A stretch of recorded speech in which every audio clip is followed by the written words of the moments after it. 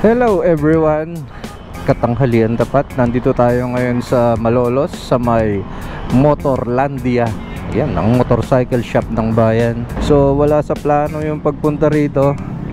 Meron ako naispatan na Aerox, limited edition. Tayo na ang nagmamayari ng Aerox na yan. Yun, shoutout kay Baldo. Thank you. Tsaka kay, ayun, kay Tulis. Kasama ko yung dalawa na to. So naghahanap ako ng Aerox talaga, yung color white. Pero wala wala akong makita. Masyado naman kasing, alam niyo yun, yung masyadong palasak na yung ibang kulay na yung black tsaka yung blue. So eto, nakita ko, tingnan nyo. Diba may kakaibang design siya. So ito pa. Yan ngayon lang nakakita ng Aerox na ganyan. Tsaka ganda na ng upuan niya. Diba? Isip tayo ng pangalan. Ano magandang pangalan? Isip ka? Ha? Baby Gambit? Pwede, Baby Gambit. Oo nga, si Baby Gambit. Ayan. So meron ng anak si Gambit. Naisipan ko kasi magpundar pa ng isa nito para hindi naman persado yung GSX 750 ko. Para kunwari mga malalapit na ride or meron akong lalakarin na hindi naman kalayuan, may aayusin, mga ganun. So eto na lang, di ba, pogi. Tsaka ang isa pa guys, pagka may ride na mga scooter lang yung kasama ko, masyado naman ako naalangan pag yung GSX 750 yung kasama ko. So ayan, mga tropang kalayaan, shoutout sa inyo. Eto na ang gagamitin natin. So tinatawag na tayo sa loob. Oh, may pipirmahan pa. Ma'am, shoutout. Maraming salamat sa pag-assist. Yun. Yan yan, pirma ng yan, parang pirma ng... Sir, receipt na lang po yung payment. Sige. Bale sir, ito po pala yung PU po nyo. First 500 sir. Ano po tayo? Change oil po. Opo. Free service naman po tayo sir. Oil lang po ba mo? Okay. Thank you. First 500 po. Anim po ito na PU. Opo. Anim po kayo na free service. Opo. So ito na yung natin. Ayos. Isang mabilisan. As in, biglaan. Biglaan tayong nagkaroon ng Aerox. So ito yung kanilang free helmet. Di ba dalawa yung helmet pasunod ng sad? Angkat. Sobrang gaan naman ng helmet na to. So ayan na, inaayos na yung ating mga resibo. Ma'am, baka may gusto kong batiin. Shout out po sa pamilya ko dyan. Motorlandia. Dito lang yan sa Malolos Crossing. Ayan dami nilang motor. So ikutan muna natin ang kanilang mga display dito. Ayan Raider J crossover. Napakadaming pagpipilian dito guys. Ayan ayan, may Smash FI. Tapos kung mga naghahanap kayo ng pangpasada, yung tipong lalagyan nyo ng sidecar, ayan may Barako. Ang sabi nila sa buong Malolos, dito ang pinakamura guys, Motorlandia. Ayan, meron silang Bergman, halo-halo. Ayan, may Fascio. Excited na ako sa bago kong si Baby Gambit. Sir, maraming salamat sir. Iuwi ko na to. Oh yeah, bago. So, yun. Meron na tayong Baby Gambit. Medyo mataas siya.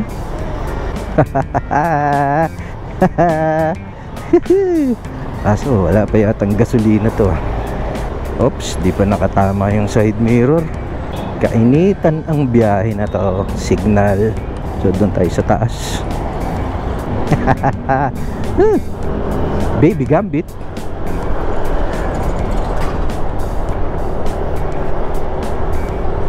Pang braking.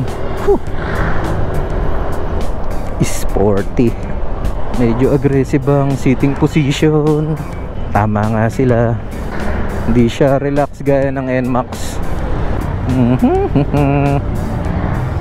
Napakabait nung dala ko. So sa ngayon, bibigyan muna natin to ng first impression, ride impression. Sa susunod natin to full review. So this is limited edition ng Aerox, Yamaha Aerox. Medyo di ko alam kung saan ko ipopesto yung paa ko. Ito ba? So ang SRP nito parang depende sa dealer, kasi may nakikita ko kulang 150,000, meron naman 140 plus. Tapos yung nakita ko nung nakaraan yung standard 129, merong iba nasa 130. Depende sa pwesto. So eto nakuha natin ng 140,400 to be exact, 140,400. So hindi natin alam sa ibang dealer kung ganun din. Ito na yung 2024 na S. Di pa ako sa in mirror ko. Masarap siyang gamitin pero medyo naanuhan pa ako yung, di ko alam kung bitin ako or nasanay lang talaga ako sa 750 ko. Parang delay yung ano niya, delay yung usad. Ayan o, kumbaga nakapiga na ako. Ang tagal bago siya mag-react. O nasanay lang ako sa inline 4. Pagas muna tayo. Oops, taas na. So saan ba meron ditong premium? Sir, pa-full tank. Ayun. Ha? Premium. Ilang litro kaya to? Mukhang nasa 6 liters lang. Okay na yan, aapaw na. Bali 4.6. Ang sabi may 1 litro raw na nakalagay. Kaya boss so magkano yung inabot? 325. So 4.6 liters yung naikarga. Sabi nila may 1 litro. So ayun, naglalaro lang sa 6 liters to. So napakatahimik niya. Poging-pogi si Baby Gambit. Sukli ko po. Thank you, sir. Let's go. Oops.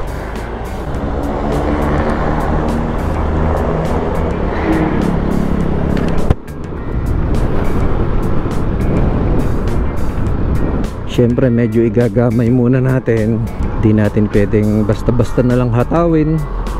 Lalo na sa mga gantong sitwasyon, marami tayong kasabay. Pero itong Aerox na to, so far pwede sa beginner to. Smooth siya na, alam mo yun, yung hindi siya torquey. Nakakapanibago kasi ang bait-bait ng dala ko. Oops, bulaga. Di ko pala nadala yung ano ko, yung aking gloves. So kayo ay nanonood ng Nads on Two Wheels. So nagtataka ba kayo bakit di na tayo bumobomba? Well, dahil kasi to sa mga nagre-request ng ride. Alam mo yun, yung mga naka-scooter na tropa natin. Hindi lang sa tropang Kalayaan, maging sa ibang tropa natin na naka-scooter. Isa na dyan si Paring West, yung tagagawa natin ng sticker. Shoutout sa'yo Paring West, tsaka kay Maring Bell ng Bell's Tea. Kapag nagra-ride kasi yung gamit niya yung Honda Click. So nagsiset kami ng bandang Aurora din, sa Baler tsaka sa Zambales.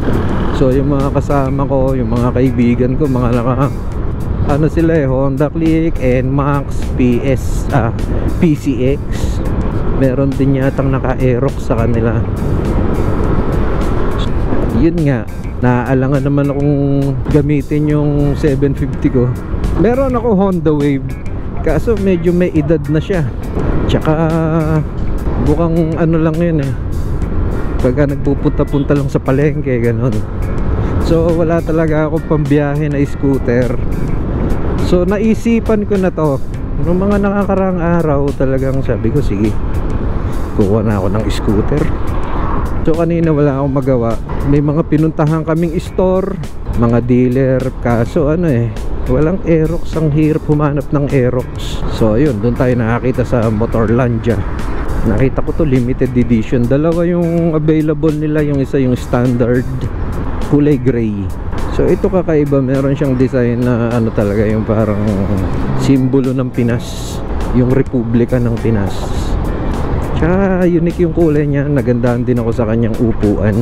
So meron na tayong mga naka-line up na ride agad para dito sa, ano pa ipapangalan ko dito? Baby Gambit.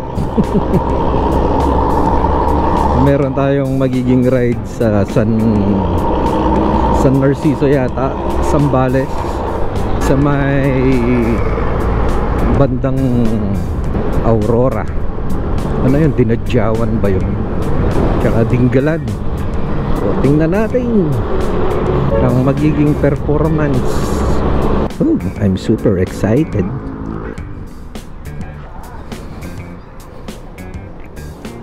So tingnan nyo guys, yan ang itsura nya. Gusto ko to. Ito. So medyo kulang pa sa linis. Pogi, diba? Ganda na ng upuan niya. Shout out Motorlandia, ang motorcycle shop ng bayan. Medyo kulang sa linis. Unti-unti nating papalitan na mga dapat palitan dito. Pero pinag-iisipan ko tong parang gusto ko naka-stock lang yung exhaust niya. So keyless na siya guys. So ipo-full review na lang natin to sa susunod.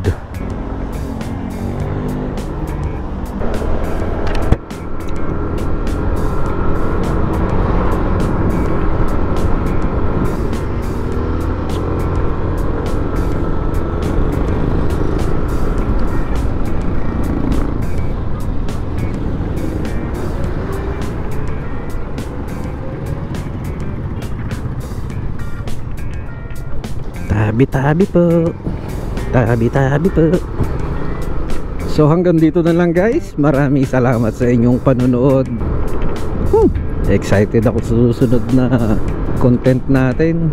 I-re-review natin tong bagong-bago na Aerox 2024 limited edition. So hanggang sa muli, ako nga pala si Nads, and laging tatandaan, prayer is the best gear.